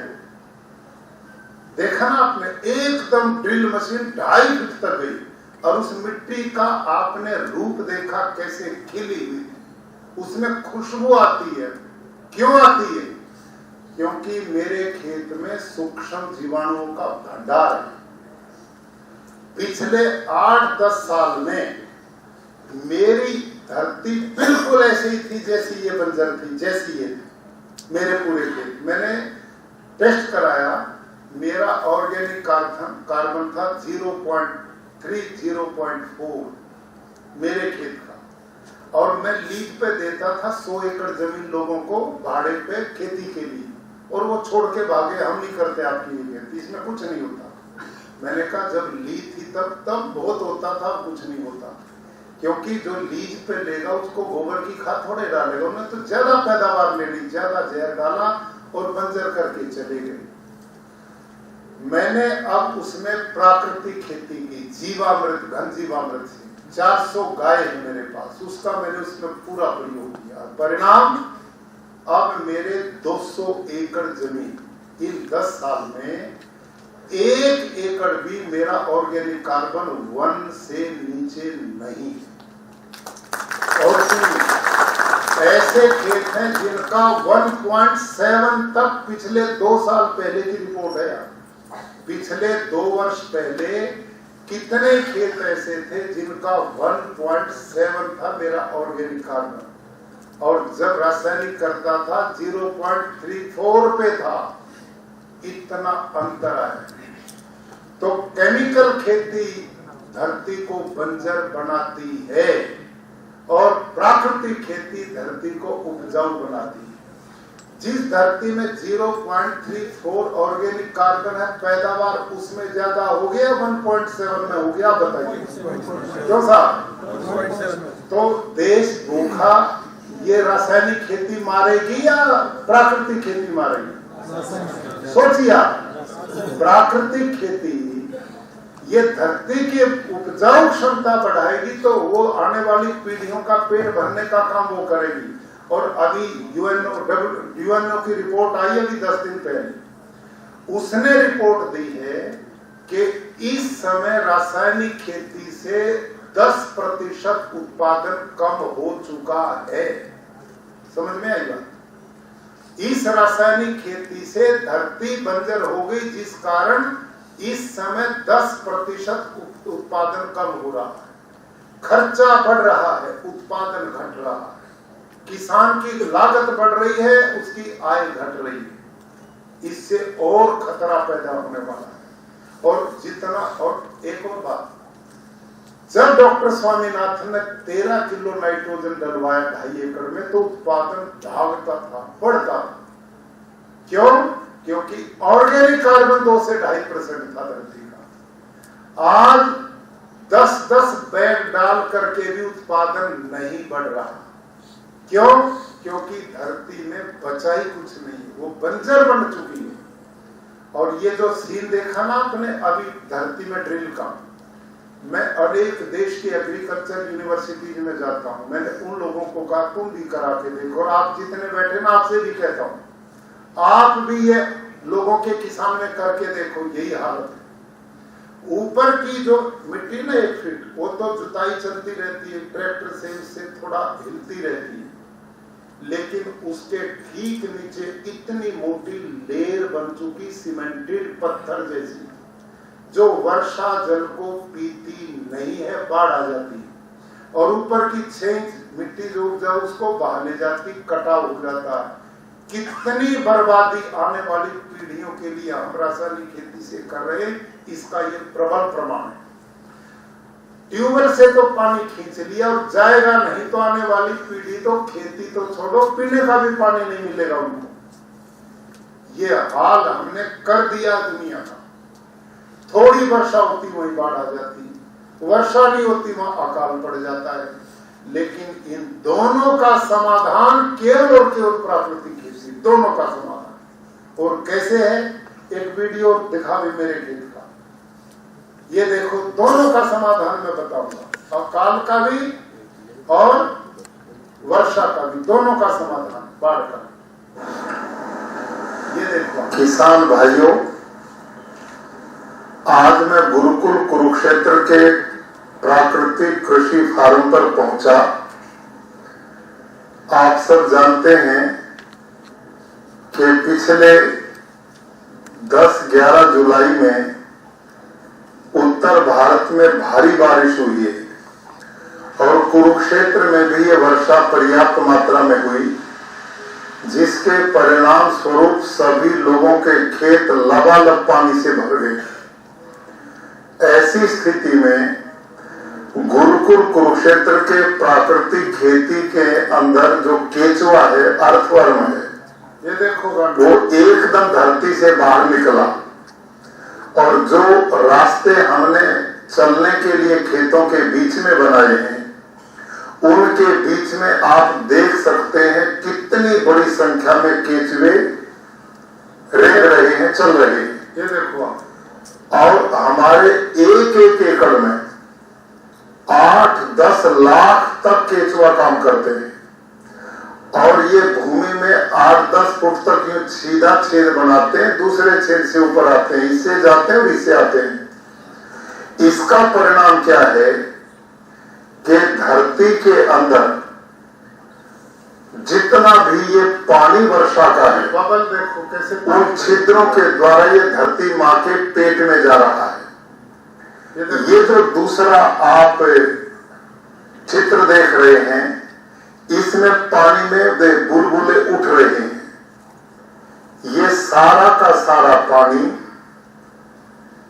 केचुओं के द्वारा बनाए गए खेतों में छिद्रों में प्रवेश कर रहा है और पड़ोसी खेतों में पानी भरा खड़ा है, उससे फसलें बर्बाद हो रही हैं। लेकिन हमारे खेत का जितना भी पानी था, वो केचुए द्वारा बनाए गए छिद्रों के द्वारा सारा धरती माँ के पेट में चला गया। यह नेचुरल वाटर हार्वेस्टिंग सिस्टम। इसके लिए आपने देखा भाई लोगों, अब आप एक भी मेरे को बता दें, जितने भी आप बैठे, जितने भी आप लोग बैठे, आप द्वारा की जाने वाली खेती में इतना गांडूल है किसी के यहाँ? नहीं। एक भी बता दे मेरे। ये गांडूल ये पकड़ के थोड़ा लाया हूं। और मैं अब आप साइंटिस्ट से मिलता हूं, मैंने पूछा ये कितने तक हो सकते हैं? उन्होंने कहा 20 लाख तक ये गांडूल 1 एकड़ में हो सकता है। और ये 3 प्रकार के जो भारत के, वो विदेशी मुश्किल से तो विदेशी भगाए थे, केचुआ भी बाहर का ले आए। कमाल, क्या प्रोग्रेस है। अरे जब हमारे पास तो 3 तरह के हैं, वो एक ही लाए, किसी काम का नहीं। वो हमारा गोबर भी खाता है, मिट्टी भी खाता है। और ये अड़सिया, ये पता कैसे छिद्र करता गांडूल? देखो ये यूं जाता है, यूं आता है, इससे जाता है, इससे आता है। और एक दूसरा वो यूं चलता है, यूं भी चलता है। 3 प्रकार की प्रजाति है। और एक केचुआ अपनी लाइफ में 40 से 50 हजार बच्चों को जन्म देता है। और ये केचुआ गांडूल जब खेत की मिट्टी को खाके पेट से निकालता है, तो उसी खेत की मिट्टी से इसके पेट से निकली मिट्टी में 6 गुना नाइट्रोजन है, 9 गुना ज्यादा फास्फोरस है, 11 गुना ज्यादा पोटास है। और जब ये मरता है ना बूढ़ा होकर, 17 प्रकार के पोषक तत्व धरती को देता है। ऑर्गेनिक कार्बन का ये भंडार है। जितना सूक्ष्म जीवाणु, बैक्टीरिया, वो ऑर्गेनिक कार्बन का भंडार है। ये जन्मते मरते, जन्मते मरते हैं। जीता है तो किसान को देता है, और मरता है तो जीवन अर्पण करके धरती के ऑर्गेनिक कार्बन को बढ़ाता है। और 10 फीट तक धरती में छिद्र बनाने की क्षमता। जब ये छेद करता ना, तो वर्मीवॉश से उस छिद्र को लीपते हुए जाता, वो बंद नहीं होता। 10 फीट तक धरती में ऑक्सीजन जाता है, तो धरती की फर्टिलिटी बढ़ती है। और ये पानी देखा ना आपने, अभी मेरे खेतों में इस साल कितनी अतिवृष्टि हुई, पड़ोसियों की सब फसलें खत्म हो गई, मेरा एक पौधा भी खराब नहीं हुआ। जितना खेत का पानी था 24 घंटा में सारा धरती मां के पेट में चला गया, और ग्राउंड वाटर अपने आप बढ़ेगा। ये तो स्टेरिलाइज पानी है। मेरे खेत में जहर नहीं है। ये पानी बिना जहर का धरती में जाएगा तो आने वाली पीढ़ियों के लिए पानी देगा कि नहीं? पर आपने पानी जाने नहीं दिया, क्योंकि जो पानी ले जाने वाले थे तो मार दिए सारे, और जुटे पड़े इस पे। जब तक कतई बीज नहीं खत्म करेंगे तो रुकने वाले नहीं। ये अभियान चला प्रैक्टिकल आपके साथ। इससे बड़ा प्रमाण और क्या होगा? और अगली सुनो, सारी धरती पे यदि प्राकृतिक खेती हो तो बाढ़ आ ही नहीं सकती। खेत का पानी सारा धरती में जाएगा, बताओ बाढ़ कहां से आएगी? दूसरा, अकाल पड़ता है, बारिश नहीं होती, मई जून की लूएं गर्मी चलती हैं, धरती तपती है। आप ऐसी गर्मी में धरती को फावड़े से खोदो, 2 फीट के नीचे उसमें नमी मिलेगी कि नहीं? गीली मिलेगी कि नहीं? मिट्टी नीचे मिलेगी ना। तो क्या होगा, जब धरती तपेगी तो नीचे वाष्प बनेगा, और इस गांडूल ने 10 फीट का छिद्र बना रखा है। वो वाष्प उस छिद्र से ऊपर आकर पौधे की जड़ की सिंचाई करेगा। अकाल में भी पौधा नहीं सूखेगा। यही तो नियम जंगल में काम करता है। जंगल के पौधे को कौन पानी देता है? कौन यूरिया डीएपी जंतुनाशक डालता है? यही काम ये केचुआ गांडूल जंगल में करता है। वहां से आपकी मेरी जरूरत नहीं है। हमने विदेश की इस नीति को उस समय जरूरत थी, लेकिन अंधे होकर हम उनके पीछे लग लिए, अपना सिस्टम त्याग दिया, अपनी प्राकृतिक परंपराएं छोड़ दी, पशुधन त्याग दिया। तो ये कैसे बचेगा सब? इसका एक ही तरीका है।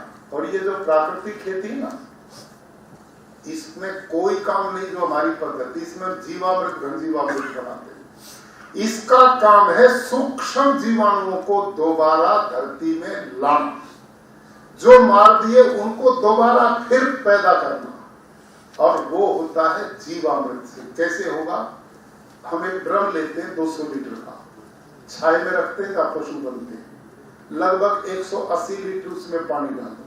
अब नंबर दूसरा आएगा, यहाँ पर पशुपालन विभाग के अधिकारी भी है ना, है ना? अब उनके लिए उनके बिना हम नहीं चल पाएंगे, वो हमारी लीड है। पशुपालन विभाग के लोग अपनी जिम्मेदारी को जितनी मेहनत से करेंगे उतना ही भारत के भाग्य विधाता बनेंगे। इस पर भी रिसर्च किया है और बड़ा टेक्निकल रिसर्च हुआ इस पे। एक जगह नहीं, बहुत यूनिवर्सिटीज ने किया। ऊंट, गधा, घोड़ा, बकरी, गाय, भैंस सबके किए। ऑस्ट्रन फ्रीजन जर्सी गाय, किसी में इतना गुण नहीं मिला जो भारतीय नस्ल की इंडिजिनस काउज में मिला, केवल भारतीय नस्ल की गाय में। ये परमात्मा की एक देन है। मानो उनकी आंतों में भगवान ने ये क्या नाम, बैक्टीरिया की फैक्ट्री लगा के भेजा। ये जो देसी गाय है ना, साहिवाल, ये जो लाइन लगी हुई है, और ये इधर भी आपने बना रखी, सब में एक जैसी गुणवत्ता है। इसके 1 ग्राम गोबर में 300 करोड़ से ज्यादा बैक्टीरिया हैं, 300 करोड़ से ज्यादा। और ये जो HF जर्सी गाय, इनमें 70 से 78 लाख मिले हैं ग्राम। इतना अंतर है, इतना अंतर है। ये कोई धार्मिक भाव से नहीं कह रहे हम, केवल इस पर तो रिसर्च हुआ। अब क्या करते हैं, वो ड्रम है ना 180 लीटर पानी, उसमें ये स्वस्थ देसी गाय 24 घंटा में 8 से 10 किलो गोबर देती, इतना ही गोमूत्र देती। वो ड्रम में डाल देते हैं घोल, और इसमें 1.5 से 2 किलो गुड़, 1.5 से 2 किलो किसी भी दाल का बेसन, उसको बाहर मिला के, और उसमें 2 मुट्ठी मिट्टी किसी बड़े पेड़ के नीचे की। बड़े पेड़ के नीचे की क्यों? क्योंकि उस किसान की खेती में तो कुछ छोड़ा ही नहीं हमने, वो तो बंजर है, उसमें कुछ नहीं, यूरिया डीएपी ने बर्बाद कर दिया उसको। उसमें बैक्टीरिया जीवाणु है नहीं, इसलिए नहीं डालनी है। बड़े पेड़ के नीचे क्योंकि यूरिया डीएपी की कृपा नहीं हुई है, वहां बैक्टीरिया का भंडार, उस मिट्टी को इसमें डालो, आधा किलो, 2 मुट्ठी, और फिर लकड़ी के डंडे से 5 मिनट सवेरे, 5 मिनट शाम। कुल आपने, क्योंकि गर्म प्रदेश है आपका, तो 5 ही दिन में तैयार हो जाए। अब ये बिल्कुल तैयार होगा। अब इसकी साइंस को समझो आप, क्या है इसकी विज्ञान क्या है। देसी गौ माता के 1 ग्राम गोबर में 300 करोड़ सूक्ष्म जीवाणु है, तो 10 किलो में कितने होंगे? बहुत पढ़े लिखे लोग बैठे हैं, बताओ। 30 लाख करोड़ सूक्ष्म जीवाणु होंगे, 30 लाख करोड़। और उनको खाने को दे दिया प्रोटीन, दाल का बेसन, वो बलवान होंगे, स्वस्थ होंगे उसको खाते। और गुड़ दिया, मल्टीप्लाई होंगे, उनकी संख्या बढ़ेगी। और जो मिट्टी डाली थी ना पेड़ के नीचे की, उसमें भी बैक्टीरिया, जब वो दोनों मिलेंगे तो क्या लगेगा? कल्चर बनेगा। गुजराती में क्या बोलते हैं? 1 क्विंटल दूध में 50 ग्राम दही डाल दो तो सारा दही में बदलेगा कि नहीं? बस वो काम है, वो यही होगा। समझ में आ गई? ये होगा। और अगली ओर सुनो ध्यान से, इस पे भी रिसर्च आपके भाइयों ने किया, माइक्रोबायोलॉजी के साइंटिस्ट डॉक्टर बलजीत ने। इस ड्रम में ये बैक्टीरिया हर 20 मिनट में डबल होते हैं। 20 मिनट में, कब तक? टिल 72 आवर, 72 घंटे तक उसी अनुपात से बढ़ते हैं। फिर ये रुक जाते हैं और डेड होना शुरू हो जाते हैं। तो इसका मतलब 5 और अगले 5-7 दिन के बीच में किसान स्प्रिंकल से, ड्रिप से, खाली पानी में छोड़ के खेत में भेज दे इसको, 1 एकड़ में। इससे क्या होगा कि इसमें इतने बैक्टीरिया हैं, असंख्य, उनकी गिनती नहीं कर सकते। और वो एक तरह के नहीं है, सैकड़ों तरह के बैक्टीरिया है गौ माता के पेट में, सैकड़ों तरह के। इनमें ऐसे बैक्टीरिया भी हैं जो आकाश में 78.5% नाइट्रोजन है उसको वो खींचते हैं, खा के भोजन बना के पौधे की जड़ को देते हैं। और यही बैक्टीरिया हैं जो धरती में पड़े phosphor, zinc, potash, magnesium, iron, copper जो जड़वत हैं उनको तोड़ते हैं, उनको खाते हैं, उनसे भोजन बना के पौधे की जड़ को देते हैं। ये जो लोग कहते हैं ना आपके भाई बंधु कि धरती में नाइट्रोजन कहां से आएगा, फास्फोरस कहां से आएगा, जिंक कहां से आएगा, पोटास कहां से आएगा, मैग्नीशियम कहां से आएगा, ये यहां से आएगा। सब कुछ जंगल में कहां से आता है? वही नियम हम धरती मां किसान के खेत में पैदा करते हैं। इसमें किसी यूरिया, डीएपी, जंतुनाशक की कोई जरूरत नहीं। और आप भी जानते हैं धरती से पौधा लेता कितने %? बोलो जी, बोलो ना, कितना लेता धरती से पौधा? 0, 1.5 या 2%। हाँ, आपने बताया सारे कमजोर विद्यार्थी एक ही योग्य विद्यार्थी आपने ठीक बताया। 1.5 से 2% लेता है पौधा धरती से, बाकी कहां से लेता है? हवा से, सूर्य के प्रकाश से। और इसका प्रमाण आप बाहर जाना, पुराने देखो ना ब्रिज बने हुए हैं, पुरानी बिल्डिंगें, उन पर पीपल के पेड़ जम जाते हैं, देखे कि नहीं? वहां नीचे कौन सी धरती है, उसमें कौन फर्टिलाइजर देता है, कौन पानी देने जाता, कौन यूरिया? दीवार पे, पक्की पे लोहे सीमेंट के जो पुल हैं, ब्रिज हैं, उनमें पीपल के पेड़ बढ़ रहे, कोई कुछ पेड़ बढ़ रहा और लहरा रहे हैं। कौन यूरिया दे रहा है, कौन डीएपी दे रहा है, कौन जंतुनाशक देता है? और वो लहरा रहे, कहां से लिया? सब हवा और धूप से लेता है। क्यों पागल? इतना किसान के साथ दुर्गति हमने की, कितना बर्बाद उसको बेचारे को किया। और हम भी हो रहे हैं, हम और आप जो खा रहे वो वही तो खा रहे जो पैदा करेंगे। ये गलत, मैं जो कह रहा हूं इसको अन्यथा ना लें, इसको हमने समझना पड़ेगा। कितना बड़ा हम प्रकृति से छेड़छाड़ करके आने वाली पीढ़ियों को रोगग्रस्त कर रहे हैं, और कितना बड़ा देश को गरीबी में धकेल रहे हैं। कैसे? पिछले वर्ष का आंकड़ा है 2.5 लाख करोड़ का यूरिया, डीएपी विदेश से आयात हुआ, 2.5 लाख करोड़ का। और खून पसीना का पैसा विदेशियों को दिया, बदले में जहर दिया, और इस जहर को धरती में किसानों को दिया। फिर वो जहर पौधे, वनस्पति, फल, फ्रूट, दूध सब के द्वारा आदमियों को दिया। आदमियों को बीमार करके अस्पताल में भेजा, और फिर वहां पर उनकी जेब पर फिर अटैक हुआ। कितना बढ़िया प्रोसेस है। यहाँ लूटो, यहाँ लूटो, यहाँ बीमार हो, फिर लूटो। ये तो 2-2.5 लाख करोड़ का मामला है। आपका ये स्वास्थ्य विभाग का तो 10 लाख करोड़ का मामला है। क्यों साहब? यदि ये 10 लाख करोड़, 12.5 लाख करोड़ दोनों बच के देश के विकास में है, तो आपका देश विकसित भारत बनेगा कहीं? कहां जाएगा ये देश? कितनी बड़ी हम बचत कर सकते हैं, सोचिए थोड़ा सा इसके ऊपर। एक आदमी बीमार है, 10 परिवार के उसकी सेवा में लगे, रुक गया देश का काम। लोग स्वस्थ होंगे, विकास करेंगे, घर का काम करेंगे, देश का काम करेंगे। तो घन जीवामृत, जीवामृत, ये दोनों घन जीवामृत हम क्या बनाते हैं? जब गोबर की खाद है ना देसी बच जाए, फालतू हो जाए, इसका हम एक बेड बना लेते हैं 1.5 फीट का, चौड़ाई कितनी भी हो, छाए में हो, और उसमें लकड़ी का एक डंडा ना 6 इंच मोटा, 8 इंच मोटा, कैसा भी, उसमें जिग जैग ऐसे छेद कर दो, नीचे ना जाए वो छेद, धरती से आधा फीट ऊपर रहे। ये जो जीवामृत बताया ना मैंने, इससे उसको भर दो, 10 दिन मत छेदो इसको, फावड़े से फिर इसकी कटिंग कर देगा एक बार किसान, फिर दोबारा जिग-जैग छेद करके फिर जीवामृत भर दो। अगले 12 दिन में ये पूरा खाद चाय की पत्ती की तरह बिल्कुल ब्लैक हो जाएगा। इसमें सूक्ष्म जीवाणुओं का भंडार बन जाएगा। ये डीएपी तैयार है, डीएपी। जब खेत हो किसान इसको डाले। अब कितना डाले? मैं अपने खेत में 2 से 2.5 क्विंटल प्रति एकड़ डलवाता हूं, क्योंकि मेरे खेत में अब इतना सूक्ष्म जीवाणु हो गया।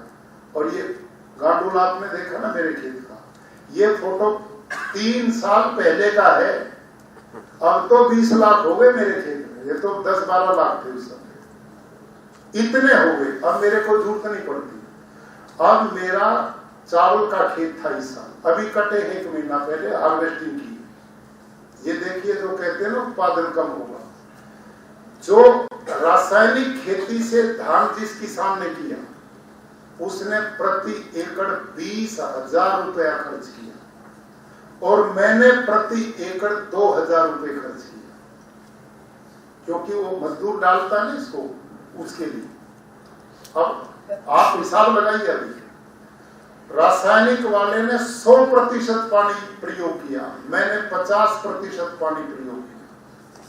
प्राकृतिक खेती में पानी भी 50% कम लगता है।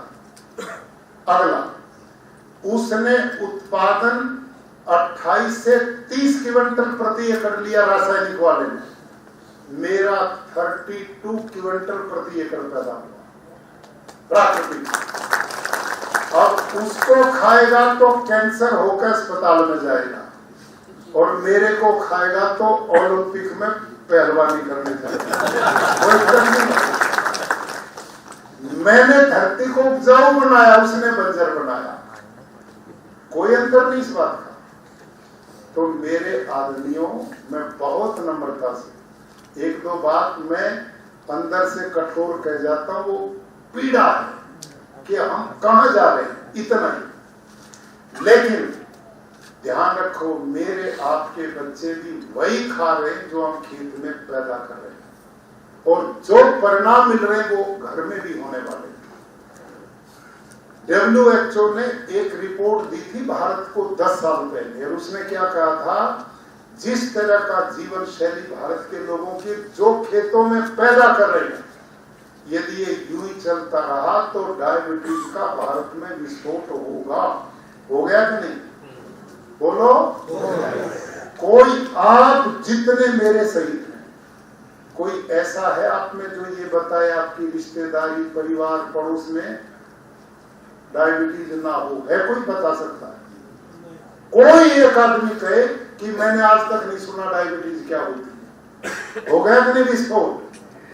अब लेटेस्ट रिपोर्ट उनकी आई है, जो खान पान और जीवनचर्या इस देश में, भारत में है, अगले 10 साल में बिल्कुल वैसा ही विस्फोट कैंसर का ही देश में होने वाला है। क्या बनेगा? प्रधानमंत्री जी रात और दिन हमारे लिए मर रहे हैं कि देश विकसित भारत। जब हम कैंसर से जूझेंगे तो क्या विकसित बनाए, कितना सहयोग उस काम में कर पाएंगे? चिंता करनी चाहिए कि नहीं? नहीं बचेगा कोई भी। अभी आश्चर्य मेरे को हुआ, मैं आजकल गुजरात के गांव में जाता हूँ, और हमारी 268 तालुका है। अब मैं सब तालुका में जाता हूँ, मैं गांव में रुकता हूँ, गांव में। स्कूल में रात को सोता हूँ, सवेरे किसान की गाय का दूध निकालता हूँ, एक दिन पहले झाड़ू लगा के गांव की सफाई करता हूँ, दलित परिवार में भोजन करता हूँ, किसानों की रात को जनसभा गांव में बैठ के करता हूँ, खाटला पर बैठ। तो उस दौरान उसी दिन में वहां लोगों के स्वास्थ्य की जांच करवाता हूँ, हेल्थ डिपार्टमेंट को भेज के, स्वास्थ्य विभाग। तो शाम को मैं रिपोर्ट लेता हूँ, दुख होता है। गांव के लोग, आदिवासी क्षेत्र के लोग, वहां डायबिटीज चली गई, वहां पर हाइपरटेंशन, 30-30 साल बच्चों के हाई ब्लड प्रेशर, ये रिपोर्ट्स आ रही है। इतना बुरा हाल हो चुका है। तो ये सारा का सारा हल केवल और केवल खान पान का दोष है, कारण के बिना कार्य नहीं। पत्ते को मत सींचो, जड़ की सिंचाई करो, अपने आप पेड़ हटा होगा। जड़ है धरती मां, इसको जहरीला बना दिया, इसको दोबारा जिंदा केवल और केवल प्राकृतिक खेती करेगी। जब घन जीवामृत की मैंने बात की थी, हमारे साइंटिस्ट बैठे हैं, वाइस चांसलर्स बैठे हैं गुजरात, इन्होंने इस पर बहुत रिसर्च किया। अब क्योंकि धरती में बचा ही कुछ नहीं है, बिल्कुल बंजर जमीन बना दी, 0.5 से नीचे ला दी। अब इसको रासायनिक जितना पैदावार कैसे ले, उसके लिए आप बताएंगे। इन्होंने बिल्कुल रिसर्च की है। दोपहर बाद का जो कार्यक्रम हो अब मेरे बाद, उसको आप जरूर सुनिए। हमारे साइंटिस्ट भी मैं गुजरात से निवेदन करके आए हैं, अपना काम छोड़ के आए आपके लिए। और हमारा जो आत्मा विभाग है ना, कृषि विभाग, उसके डायरेक्टर आए हैं, उसके बोर्ड के हमारे प्रभारी आए हैं। वो आपको बताएंगे कि गुजरात में हमने इतनी बड़ी संख्या में लोगों को कैसे अपने साथ जोड़ा। वहां 7-8 लाख के लगभग किसान प्राकृतिक खेती की तरफ आ चुके हैं। इन्होंने मॉडल तैयार किए और ये मॉडल भारत सरकार ने भी स्वीकृत कर दिया। अब ये करना पड़ेगा, क्योंकि माननीय प्रधानमंत्री जी के हम आभारी हैं। उन्होंने प्राकृतिक खेती को मिशन बना दिया है। प्राकृतिक खेती राष्ट्रीय प्राकृतिक कृषि मिशन बना दिया है। वो आपके यहाँ भी, हमारे यहाँ पूरे देश में लागू होगा। 60% उसका पैसा भारत सरकार देती, 40% स्टेट गवर्नमेंट करती है। और उसके अंतर्गत हमने कैसे 3-3 गांव के क्लस्टर बनाए, कैसे हमने किसान और कृषि सखी बनाकर उनको मास्टर ट्रेनर बनाए, कैसे गांव में जाकर के लोगों को ट्रेनिंग देते हैं, किन लोगों को बनाए, उनमें क्वालिटी क्या हो, ये सारी की सारी चीजें हमारे माननीय संकेत जोशी जी जो डायरेक्टर हैं वो आपको देंगे। जो रिसर्च होकर के ये धारणा उत्पादन कम होगा, उससे बाहर निकालने का काम हमारी यूनिवर्सिटीज के साइंटिस्ट वाइस चांसलर आपको विस्तार में बताएंगे और कितना डालना वो भी बताएंगे। आपसे निवेदन है कि आप इस कार्यक्रम में ईमानदारी से रुचि लें। और अंत में ये जो पशुपालन विभाग है, इसका एक विषय मैं जरूर कहूंगा। और सौभाग्य से मंत्री जी ही उसका पशुपालन विभाग भी देखते हैं। ये किसान की साइड बिजनेस का सबसे बढ़िया स्रोत है। यदि किसान के पास उच्च क्वालिटी के बढ़िया ब्रीड का पशुधन हो तो ये खेती तो 6 महीने में आती है, लेकिन 3 महीने 6 महीने में उत्पादन देती। पशु तो डेली का डेली देता, प्रतिदिन। जिस किसान के पास में 5-7 पशुधन है अच्छी ब्रीड का, 18-20 लीटर दूध देने वाला, वो पशुधन वाला किसान कभी आर्थिक दबाव में आ ही नहीं सकता। भाई और बंधुओं, मैं शिक्षक रहा, प्रधानाचार्य था अपने गुरुकुल में 21 साल की आयु से अब तक। लेकिन मैंने वहां बहुत एक्सपेरिमेंट किए। ना मैं खेती जानता था, ना मैं पशुपालन को जानता था, लेकिन मैंने आप जैसे लोगों के बीच में पूरी मेहनत से स्टडी की, पढ़ाई की और इसको पहचाना। आज मेरे पास 400 गायें। और ध्यान करेंगे, मैंने 1982 में कुल 10 किलो की 10 गाय से अपनी शुरू किया था गौशाला। वो किस लिए कि मेरे पास जो बच्चे पढ़ते उनको बाहर का जहर ना पिलाऊं, दूध अपना शुद्ध मिले, इसलिए किया था। 10-10 लीटर की वो क्रॉस ब्रीड गाय थी, देसी नहीं थी। तो मैंने वो शुरू किया। फिर उसकी मैंने ब्रीड बनाना शुरू किया। मेरे पास NDRI कर्नाटक में, राष्ट्रीय डेयरी अनुसंधान संस्थान, वहां के जितने बुल्स थे उनके मैंने पूरे रिकॉर्ड लिए, उनकी पेडिग्री ली, उनको डायरी में नोट किया। और मैं कितनी मेहनत करता था। मेरे पास उन दिनों साइकिल भी नहीं होता था। जिस गुरुकुल को मैंने लिया वो मेरा नहीं है, ट्रस्ट का। मैं तो उसमें एज ए प्रधानाचार्य था, जैसे आप इस विभाग में नौकरी करते वैसे था। वहां 60-70 बच्चे थे, बिल्कुल गरीब भी नहीं उनके, वो फीस भी नहीं दे पाते थे। मैं दिन में उनको पढ़ाता था, दोपहर बाद उनके लिए दान इकट्ठा करता था, गेहूं चावल मांगता था। फिर उनकी धीरे धीरे संख्या बढ़ी, खेल में पढ़ाई में आगे बढ़ाई।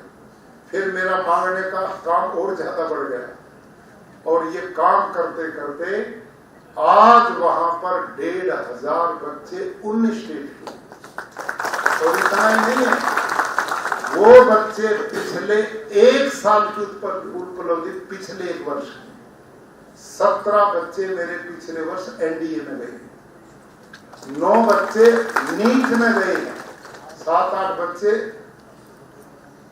आईआईटी में गए हर साल।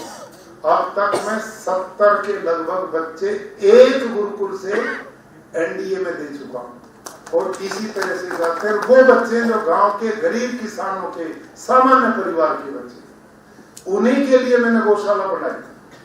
तो 10 किलो की गाय, मैं क्या करता था, उन दिनों थर्मस होती थी, शीशे होते थे उसमें, मैं पैदल उससे निकलता गुरुकुल से और बर्फ उसमें भरता, एक बस में बैठता, वो 9 किलोमीटर तक मेरे को ले जाती थी, फिर मैं दूसरी बस बदलता था, फिर मैं करनाल एक चौक पे उतरता था, वहां से सीमन सेंटर 3-4 किलोमीटर था, मैं पैदल जाता था। जो बुल मैंने सेलेक्ट किए थे मैं उनके सीमन लेकर के उसी तरह से वापस आता था। और मैं एनिमल हस्बेंड्री के एक डॉक्टर से मैंने संपर्क बनाया था, उस पे मोटरसाइकिल थी, मैं उसको ले जाता और फिर मैं सीमन लगवाता था। ये काम मैंने 22 साल तक किया लगातार इसी तरह। फिर दूसरा भी मैंने ट्रेन किया। हमारा गुरुकुल इतना अमीर था कि साइकिल भी नहीं था हमारे पास। जिस दिन साइकिल खरीदा उस दिन हमने प्रसाद बांटा था कि हमारे यहाँ नया व्हीकल आया है, और आज उसमें 50 व्हीकल है। आज सब तरह से संपन्न एक यूनिवर्सिटी का रूप उसने धारण किया। वो गाय जो ना, जो 10 किलो की थी, उन्हीं से ब्रीड बनाते बनाते बनाते आज पिछले वर्ष एनिमल हस्बेंड्री डिपार्टमेंट के डॉक्टर्स आए, मेरी 6 गाय ने 61 लीटर से ज्यादा दूध एक दिन में दिया। 61 लीटर। इस समय मेरे पास 40-50 गाय प्रतिदिन 40-50 लीटर ही दूध देती। इतनी उन्नत उनकी ब्रीड इस प्रक्रिया से मैंने की। अब क्योंकि मैं प्राकृतिक खेती से जुड़ा, उन गाय का गोबर गौमूत्र इसमें किसी काम का नहीं, तो मेरी समझ में आई ये तो बहुत कीमती प्राणी है। अब मैंने साहिवाल, थारपारकर, राठी, गिर, हरियाणवी, रेड सिंह 6 ब्रीड पे मैं काम करता हूं। अब उसी प्रणाली से मैंने उस ब्रीड को बनाना शुरू किया, उसी पद्धति से। और अब मेरी इंडियन ब्रीड गाय 22 लीटर दूध देती है और 15 लीटर से नीचे एक भी नहीं है।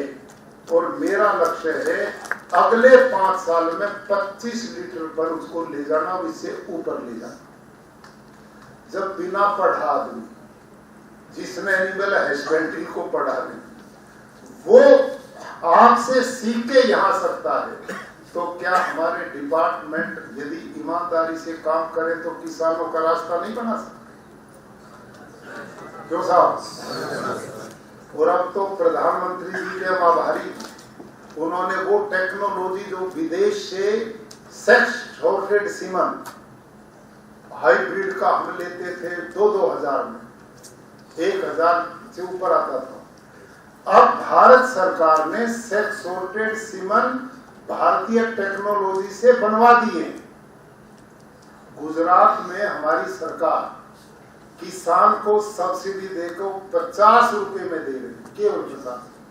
तो मैं माननीय मंत्री जी से भी निवेदन करूंगा, मुख्यमंत्री जी से भी आग्रह करूंगा कि यहाँ भी तो होगा ना सेक्स सॉर्टेड सीमन। आ गया तो यहाँ कितने पैसे में किसान को मिलता है?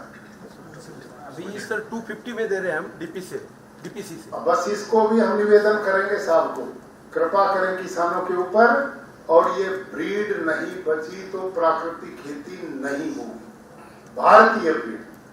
अब दूसरा मेरा नंबर निवेदन है कि आपके यहाँ जो ब्रीड है वो बैल के लिए ज्यादा है, दूध में बहुत कमजोर है। आप उनकी ब्रीड को बचाइए, वो जरूरी है, भारत की परंपरा, इनको बचाना है। लेकिन इसके साथ आप इस क्लाइमेट में गुजरात ये साथ लगता एक जैसा, वहां से गिर कुछ गाय किसानों को दी जा सकती, वो प्रेरित किए जा सकते हैं।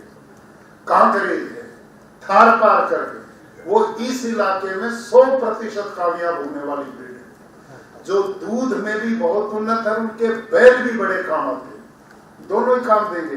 अब तो बैल की जरूरत नहीं बची, सब ट्रैक्टर ने मार दिया, छोड़ दिया। और सेक्स सॉर्टेड सीमन का लाभ ही क्या है, आप जानते हैं कि उससे 95% बछड़ियां ही आती। अब मैंने पिछले वर्ष 100 अपनी गायों को सेक्स सॉर्टेड सीमन लगवाया, 100 में से मेरी 92 गाय ने बछड़ियां दी एक साल में, 92।